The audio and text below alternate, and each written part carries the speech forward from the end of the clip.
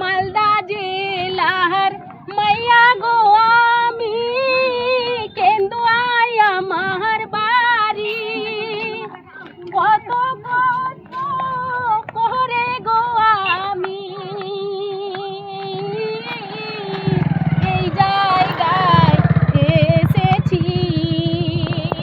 দয়া করে আমায় তোমরা সাপোর্ট করবেন, লাইক কমেন্ট করে আমায় শেয়ার দিয়ে দিবেন। ভালো করে জায়গাটা দেখো আমাকে তোমরা, এই জায়গায় তোমাদের আশীর্বাদে এসেছি তোমাদের ভালোবাসায়। তোমরা আমায়